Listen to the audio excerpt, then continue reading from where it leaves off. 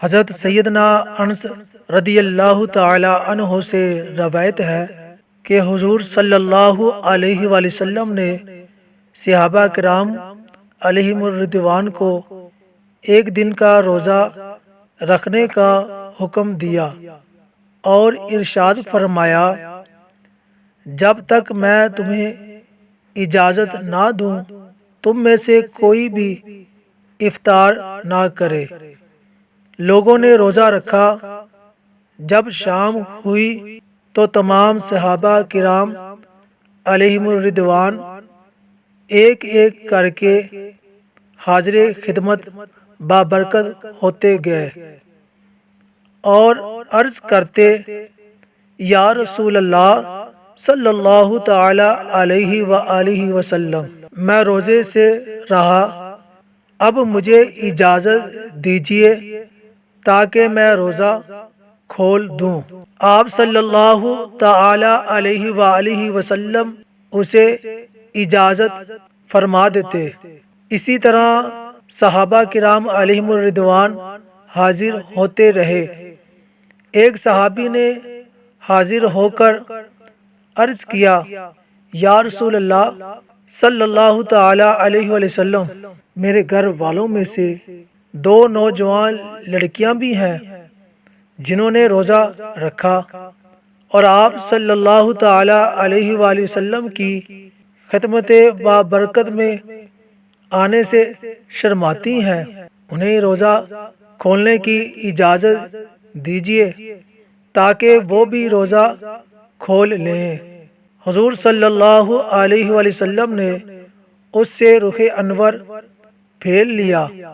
اس نے دوبارہ عرض کیا۔ آپ صلی اللہ تعالی علیہ وآلہ وسلم نے پھر چہرہ انور پھیر لیا۔ پھر جب تیسری بار اس نے بات دہرائی تو آپ صلی اللہ تعالی علیہ وآلہ وسلم نے ارشاد فرمایا، ان لڑکیوں نے روزہ نہیں رکھا، وہ کیسے روزہ دار ہیں؟ وہ تو سارا دن لوگوں کا گوشت کھاتی رہیں۔ جاؤ ان دونوں کو حکم دو کہ وہ اگر روزہ دار ہیں تو کہہ کر دیں۔ وہ شخص ان کے پاس آیا اور انہیں فرمان عالی شان سنایا۔ ان دونوں نے کہہ کی تو کہہ سے خون اور چھچڑے نکلے۔ اس نے آپ صلی اللہ تعالی علیہ وآلہ وسلم کی خدمت بابرکت میں واپس آ کر صورتحال عرض کی۔ مدنی آقا صلی اللہ تعالی علیہ وآلہ وسلم نے ارشاد فرمایا، اس ذات کی قسم جس کے قبضہ قدرت میں میری جان ہے، اگر یہ ان کے پیٹوں میں باقی رہتا تو ان دونوں کو آگ کھاتی، کیونکہ انہوں نے غیبت کی تھی۔ ایک اور روایت میں ہے کہ جب حضور صلی اللہ علیہ وآلہ وسلم نے اس سے منہ پھیرا تو وہ سامنے آیا اور عرض کیا، یا رسول اللہ صلی اللہ تعالی علیہ وآلہ وسلم، وہ دونوں مر چکی ہیں، یا کہا کہ وہ دونوں مرنے کے قریب ہیں۔ تو حضور صلی اللہ علیہ وآلہ وسلم نے ارشاد فرمایا، ان دونوں کو میرے پاس لاؤ۔ وہ دونوں حاضر ہوئیں۔ سرکار علی وقار صلی اللہ تعالی علیہ وآلہ وسلم نے ایک پیالہ منگوایا اور ان میں سے ایک کو حکم فرمایا، اس میں قے کرو۔ اس نے خون اور پیپ کی قے کی حتیٰ کہ پیالہ بھر گیا۔ پھر آپ نے دوسری کو حکم دیا کہ تم بھی اس میں قے کرو۔ اس نے بھی اسی طرح قے کی۔ مکی مدنی آقا صلی اللہ تعالی علیہ وآلہ وسلم نے ارشاد فرمایا، ان دونوں نے اللہ تعالیٰ کی حلال کردہ چیزوں یعنی کھانا پینا وغیرہ سے تو روزہ رکھا، مگر جن چیزوں کو اللہ تعالیٰ نے علاوہ روزے کے بھی حرام رکھا ہے، ان حرام چیزوں سے روزہ افطار کر ڈالا۔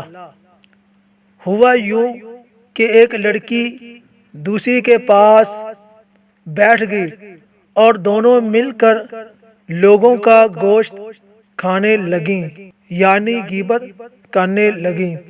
دوستان محترم، اس حکایت سے ہمیں یہ معلوم ہوا، یعنی پتہ چلا کہ غیبت اور دوسرے گناہوں کا ارتکاب کرنے سے براہ راست اس کا اثر روزے پر بھی پڑ سکتا ہے، جس کی وجہ سے روزہ کی تکلیف ناقابل برداشت ہو سکتی ہے۔ بسا اوقات نیک لوگوں کو روزہ کی سختی اتنی محسوس نہیں ہوتی، روزہ ہو یا نہ ہو، ہر حال میں زبان کو قابو ہی میں رکھنا پڑتا ہے، ورنہ یہ ایسے گل کھلاتی ہے کہ توبہ اگر ان 3 اصولوں کو پیش نظر رکھ لیا جائے تو انشاءاللہ بڑا نفع ہوگا۔ نمبر 1، بری بات کہنا ہر حال میں برا ہے۔ نمبر 2، فضول بات سے خاموشی افضل ہے۔ اور نمبر 3، اچھی بات کرنا خاموشی سے بہتر ہے۔